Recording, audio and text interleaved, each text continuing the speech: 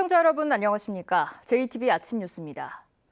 오늘은 대체로 흐린 가운데 저녁부터 밤까지 비가 내리겠습니다. 예상 강수량은 5에서 20mm입니다. 곳에 따라 천둥과 번개를 동반한 강한 바람이 불 것으로 예상돼 피해 없도록 주의하셔야겠습니다. 오늘 오전까지는 내륙을 중심으로 짙은 안개가 끼겠습니다. 한낮 기온은 25도에서 29도의 분포로 어제와 비슷하거나 1, 2도가량 높겠습니다. 내일도 새벽에 곳에 따라 빗방울이 떨어지겠고 일요일부터 본격적으로 비가 시작돼 다음 주 내내 비 소식이 있을 전망입니다.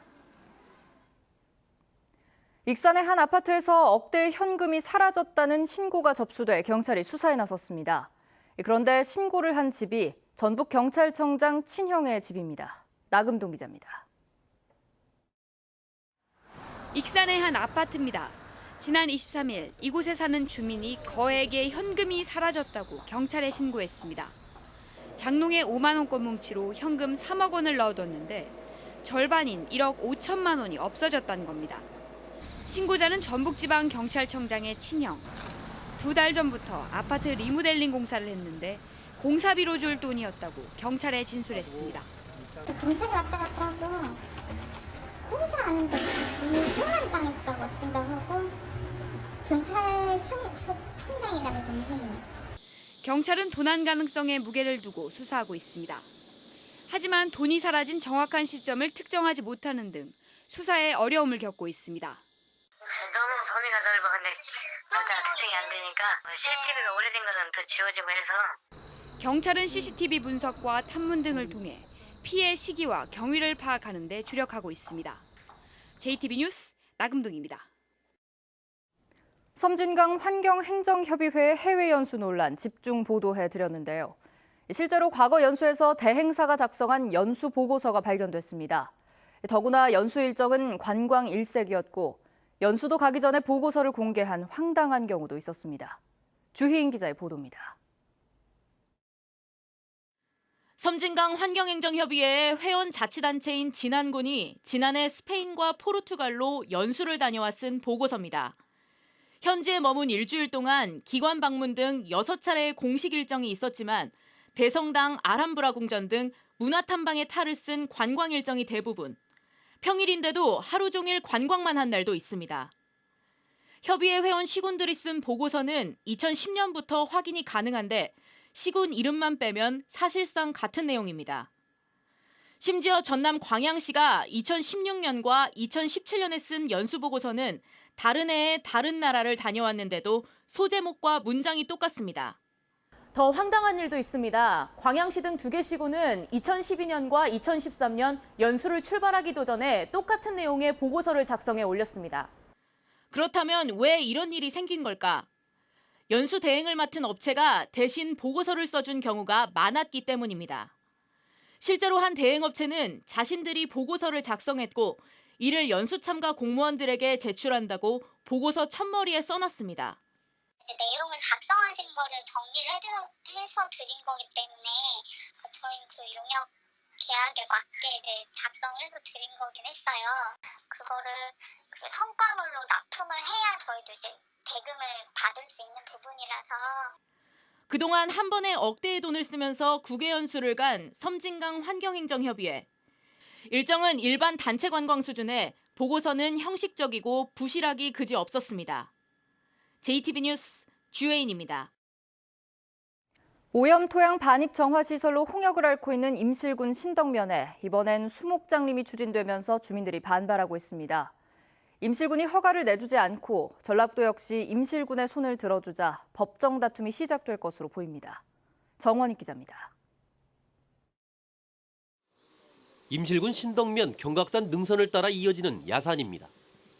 한 종교단체는 지난 3월 이 산 중턱 26,000제곱미터 부지에 수목장림을 조성하겠다며 허가 신청서를 임실군에 냈습니다. 화장한 분고를 나무뿌리 주위에 묻는 수목장 1,500기를 설치하는 규모입니다. 8년 전 비슷한 일을 겪은 주민들은 발끈하고 있습니다. 좋은 것은 안 들어오고 못 쓴 것 만들으니 누가 좋아라고 하겠어요. 8년 전에도 막았는데 지금도 들으니 막아야지 안 막을 수가 없죠. 임실군은 남아도는 공설 묘지만 2,200여 기로 충분하고 인근 주민들의 반대가 분명하다는 이유로 허가를 내주지 않았습니다. 해당 부지 바로 옆에 이미 전원주택 단지 허가가 진행되고 있다는 점도 이유로 들었습니다. 종교단체 측은 임실군의 불허 처분을 취소해달라며 전라북도에 행정심판을 청구했지만 전라북도 역시 임실군에 손을 들어줬습니다. 결국에는 종교단체 측이 법정 다툼을 예고하면서 임실군은 대응책 마련에 들어갔습니다. 지자체장에 재량권이 있어요. 허가 사항에 대해서는 임실군에서 특별히 어떤 묘지를 추가적으로 조성해야 될 사유가 없기 때문에 수목장님이 추진되는 임실군 신덕면은 지난해 들어선 오염토양 반입 정화시설을 놓고 1년 넘게 홍역을 치르고 있습니다. 여기에 수목장님 문제까지 터지면서 주민들의 한숨이 깊어지고 있습니다. JTB 뉴스 정원익입니다. 군산 하수관거 BTL 사업이 지난 2011년에 마무리됐지만 그동안 부실 시공 의혹이 끊임없이 이어져 왔습니다. 군산시가 결국 8년 만에 부실 시공을 인정하고 철저한 조사를 약속했습니다. 김진형 기자입니다. 지난 2011년까지 임대형 민간 사업으로 진행된 군산 지역 하수 관거는 모두 114km. 민간 공동조사단은 이 가운데 6km를 그동안 제기된 부실 시공 의혹을 확인하기 위해 지난해 11월부터 우선 조사했습니다. 7달 동안의 조사에서 설계대로 공사가 진행되지 않았고 공사 완료를 입증할 증빙 서류도 존재하지 않은 것을 확인했습니다. 일부 구간은 공사를 잘못해 오수가 흐르지 않은 것으로 드러나기도 했습니다. 공동조사단은 부실 시공 의혹이 사실로 나타났다며 전수조사를 통해 공사비 재정상과 책임자 처벌 등 후속 조치가 필요하다는 의견을 내놓았습니다. 현장 조사를 통해서 공사비가 시행사에서 말하고 있는 것처럼 716억이 들어갔는지 안 들어갔는지를 정확히 파악을 해야 되는 거고요. 민관 공동조사단의 보고서를 20일 넘게 검토한 군산시는 결국 부실 시공을 인정했습니다. 부실 시공 의혹이 제기된 지 8년 만입니다. 군산시는 어떤 합리적인 이유로도 설명할 수 없고 상식적인 공사가 아니다라는 것이 가장 큰 문제라고 밝혔습니다.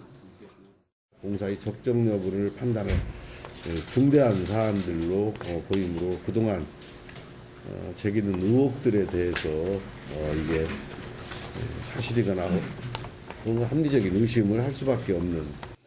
군산시는 진행 중인 수사에 적극 협조하고 조사에 드러난 문제점에 대해 철저한 검증을 거쳐 대책을 내놓겠다고 강조했습니다.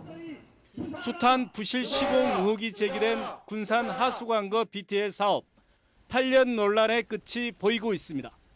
JTB 뉴스 김진영입니다. 층간소음 때문에 이웃에게 흉기를 휘두른 사건 얼마 전 보도해드렸죠. 층간소음 문제가 범죄로 번지는 일이 반복되고 있습니다. 그런데 전라북도가 대책이라고 내놓은 걸 보면 이게 효과가 있을지 또 마지못해 만들어 놓은 건 아닌지 이런 생각이 들 정도입니다. 오정현 기자의 보도입니다. 지난 25일 밤 군산 한 다가구 주택. 층간소음을 두고 오랜 갈등 끝에 아랫집 주민이 윗집 주민을 흉기로 찔렀습니다. 지난 2월 전주 한 아파트에서 한 10대 청소년도 흉기를 들었습니다. 윗집 반려견이 시끄럽게 굴었다는 게 이유였습니다. 층간소음 갈등이 범죄로까지 번지는 일이 반복되자 대책들이 뒤따랐지만 효과가 있는지는 의문입니다. 지난해 전라북도가 제정한 층간소음 방지 권고조례.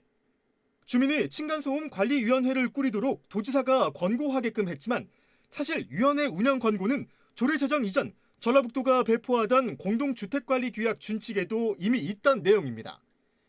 그나마 새로운 건 층간소음 분쟁을 잘 예방하면 포상한다는 조항인데 실제 이뤄진 적은 없습니다. 그건 없어요. 이 층간소음으로 해서 받은 건 없어요. 규정은 이제 할 수 있다고 되어 있는 거고요. 갈등의 중재자를 양성하겠다며 주민들을 상대로 교육하고 있지만 한 해 40명에 그치는 수준이어서 역시 큰 효과를 기대하긴 어렵습니다. 전라북도의 대책들이 실효성이 부족하다는 건 통계에서도 드러납니다. 전라북도 층간소음 민원은 매년 200여 건씩 발생하고 있는데 줄지 않고 되레 늘고 있습니다. 적극적으로 이렇게 하도록 하는 것은 없고 이제 뭐 이렇게 권고할 수 있다 그 정도거든요. 층간소음 뭐 시책도 그렇고. 범죄로 이어지는 층간소음 갈등, 실효를 거둘 만한 대책 마련에 깊은 고민이 필요해 보입니다. JTB 뉴스 오장현입니다. 임실군은 20년 전부터 애견 사업을 추진해왔지만 뚜렷한 성과를 내지 못했는데요. 반려동물 클러스터를 조성한다는 새로운 청사진이 제시됐습니다. 올 하반기 착공을 앞두고 있어서 기대를 모으고 있습니다. 보도에 하원호 기자입니다. 임실군의 의견관광지를 중심으로 반려동물 산업, 휴양, 장묘시설 등을 갖춘 반려동물 클러스터가 조성됩니다. 2022년까지 450억 원이 투입됩니다. 우선 2013년에 조성된 의견관광지에 반려동물 지원센터가 들어서게 됩니다. 반려동물을 테마로 한 교육, 문화, 휴양시설과 반려동물 카페 등을 갖춘다는 계획입니다. 또 바로 옆에 반려동물과 반려인 전용의 캠핑장을 조성하기 위해 내년 3월 공사에 들어갑니다. 펫 레스토랑, 펫 호텔, 펫샵, 펫 미용실 같은 반려동물과 관련된 모든 것들이 집착화돼서 이곳에 오면 한 번에 모든 서비스를 받을 수 있다는 그런 것들이 이곳의 장점으로 부각될 수 있겠습니다. 또 동물 장묘시설은 빠르면 9월에 착공돼 내년 9월에 개장할 계획입니다. 구체적인 산업정책도 추진됩니다. 오수면에 32만 제곱미터의 반려동물 특화 농공단지를 조성해서 반려동물 관련 산업체를 유치하고 산업지원센터까지 구축한다는 계획입니다. 임실군은 전라북도에 관련 예산 69억 원 지원을 건의했습니다. 반려동물 산업도 굉장히 잘 됐다 판단이 되고 사업비, 사업 기간, 사업 내용 이런 것들인데 저희들이 분석을 해서 지원을 하되 반려동물 특화단지에는 300억 원이 투입되며 10월부터 용지 보상에 들어가 내년 7월에 착공할 예정입니다. JTB 뉴스 하원호입니다.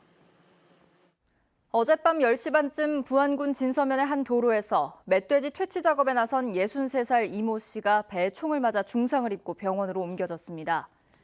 이 씨는 유해조수 구조단원들과 함께 차량을 타고 이동하다가 길 옆 웅덩이에 빠진 차량을 빼내는 과정에서 갑자기 발사된 총에 맞았습니다.